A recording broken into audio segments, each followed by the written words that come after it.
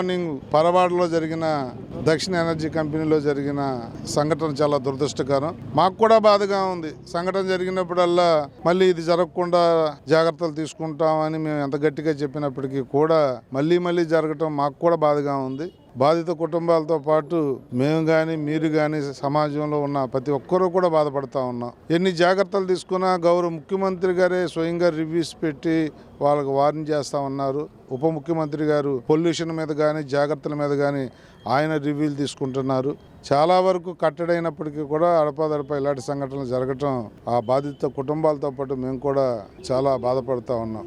అయితే ఈ సంఘటనలో దురదృష్టకరమైన అంశం ఏంటంటే ఇద్దరు చనిపోయిన వాళ్ళు కూడా కుర్రవాళ్ళు. ఒక అతను చోడవరం అతను అయితే ముగ్గురు ఆడపిల్లలు 34 సంవత్సరాలు. మరి ఇతను అచ్యుతాపురం అతను అయితే 24 సంవత్సరాలు. పూర్తిగా కుటుంబం ఆయన మీద ఆధారపడిన నేపథ్యం. ఈ ఇద్దరికి కూడా తగిన రీతిలో తగిన న్యాయం చేసే బాధ్యత మేము తీసుకుంటామని చెప్పి అక్కడ చెప్పొచ్చాం. ఆల్రెడీ అక్కడ కంపెనీతో మా జాయింట్ కలెక్టర్ గారు, మా డిఎస్పీ గారు, మా ఏపీఐసి వాళ్ళు అందరూ కలిపి కూర్చోబెట్టి మాట్లాడుతూ ఉన్నారు.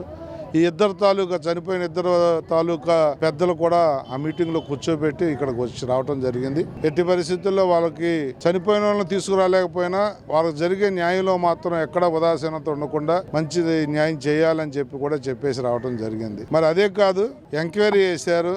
ఆ ఎంక్వైరీలో కంపెనీ తప్పుంటే నిర్దాక్షిణ్యంగా ఏ మాత్రం మోహాటం లేకుండా వాళ్ళ మీద తగు చర్యలు తీసుకోవాలని కూడా అక్కడ డిమాండ్ చేసి వచ్చాం. తప్పకుండా కంటిన్యూ ఫాలో అప్ చేస్తాం. కంపెనీ తప్పుంటే తగు చర్యలు కూడా తీసుకుని వాళ్ళ మీద క్రిమినల్ కేసులు కూడా పెట్టే ఆలోచన కూడా చేస్తా ఉన్నాం. మరి ఆ కుటుంబానికి ఇంతకన్నా ఈ టైంలో మేము చెప్పగలిగింది ఏమీ లేదు. ఆ కుటుంబానికి మనందరం అండగా ఉండటం, ఆ కుటుంబానికి మంచి ప్యాకేజీ డబ్బులు వచ్చేవి ఇలాగా తోడ్పడటమే మనం చేయగలిగింది. ఆ కుటుంబానికి అన్ని రకాలు కూడా ఈ రెండు కుటుంబాలకి ప్రభుత్వం అండదండగా ఉంటుంది. గౌరవ ముఖ్యమంత్రి గారు ఆదేశాల మేరకు వారికి న్యాయం చేసే బాధ్యత కూడా మేము తీసుకుంటామని మీకు మాటిస్తామని.